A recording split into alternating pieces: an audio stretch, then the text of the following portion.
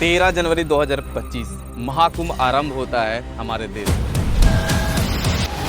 2700 से ज़्यादा CCTV surveillance कैमरे लगाए गए, सेफ्टी का पूरा व्यवस्था, एंटी ड्रोन सिस्टम और 40,000 से ज़्यादा पैरामिलिट्री फोर्सेस मंगाए गए थे। सरकार ने 7,500 करोड़ खर्चा कर दिया इस महाकुंभ के ऊपर। लेकिन यहाँ पे सवाल उठता है, फिर भी भगदड़ कैसे हुआ, मासूमों की जान कैसे गई, और गोदी मीडिया सिर्फ मरने वाले की संख्या 30 बता रही है, जबकि रियलिटी कुछ और है दोस्तों। वहाँ मौजूद लोगों से पूछे जाने के बाद पता चला कि जो संख्या थी मरने वालों की वो सोच से भी ज़्यादा है। क्या हमारी सरकार ने सिर्फ वीआईपी के लिए व्यवस्था किया था?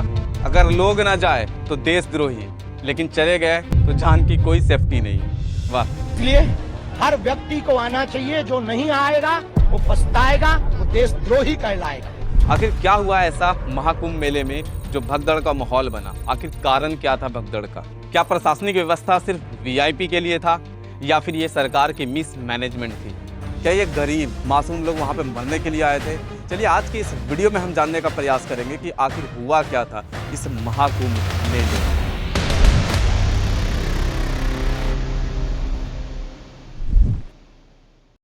भारत 140 करोड़ आबादी वाला देश है दोस्तों, जहाँ पे सबके लिए इक्वल राइट्स और इक्वल ड्यूटीज है। लेकिन एक ऐसा व्यवस्था जहाँ पे हर किसी को अलग अलग नज़रिए से देखा गया।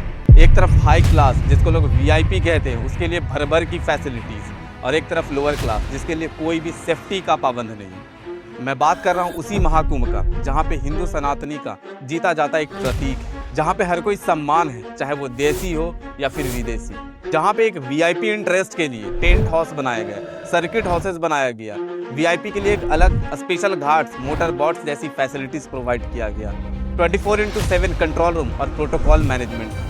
वीआईपी के लिए सारी व्यवस्था थी, मानो वो महाकुंभ में नहीं कोई 5 स्टार होटल में ठहरने आए हैं।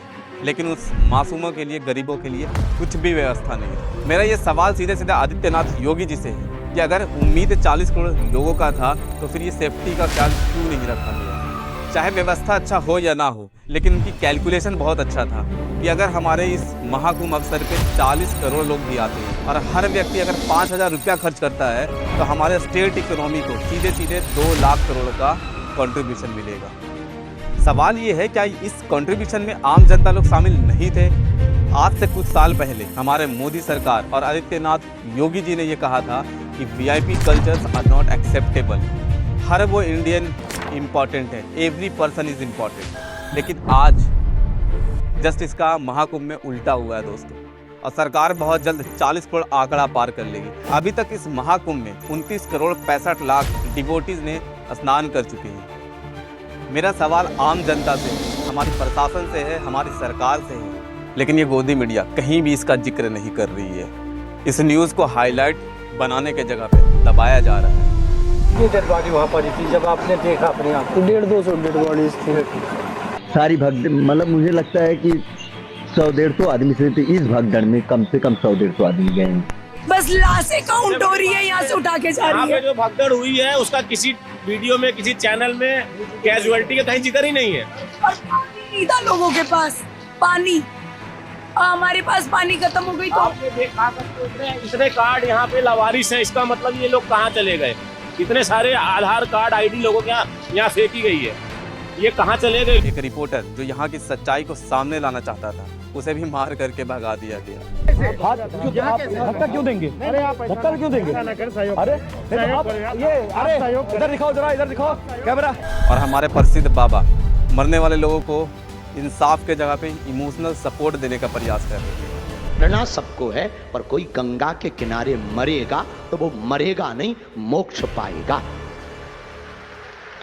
यहाँ मरे नहीं है कोई। हाँ, ये है कि असमय चले गए तो दुख है, पर जाना तो सबको है। ये बात तय है कि कोई 20 साल बाद जाएगा, कोई 30 साल बाद जाएगा, हमें भी जाना, तुम्हें भी जाना। वो असमय चले गए तो इस बात का दुख है, लेकिन उनकी मृत्यु नहीं हुई है। सच कहें, उनको मोक्ष मिला है।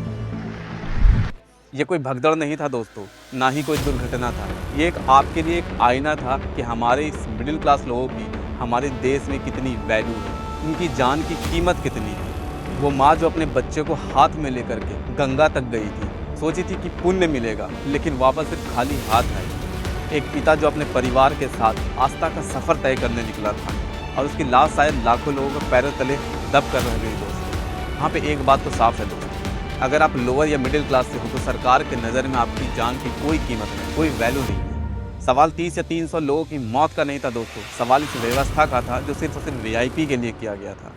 बर्बाद कर दिया हम लोग का टैक्स का पैसा को यूज करके। 2013 पुल पर पुल खाई दिखाने के लिए बनाया गया।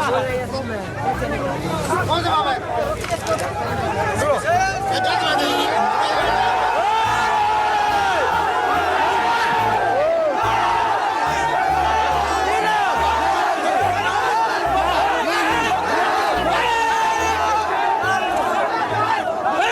एक सवाल है जो हर इंसान के दिल में उठना चाहिए, जो खुद को एक इंसान कहता है। क्या सच में सब बराबर है या क्या सच में हम नए भारत की तरफ बढ़ रहे हैं? सोचो, समझो और जवाब मांगो, क्योंकि आज अगर चुप रह गए तो कल तुम्हारा अपना भी महज एक नंबर बन करके रह जाएगा। थैंक यू सो मच दोस्तों, मिलते हैं अगले वीडियो में। अगर वीडियो अच्छा लगा तो कमेंट जरूर करिए।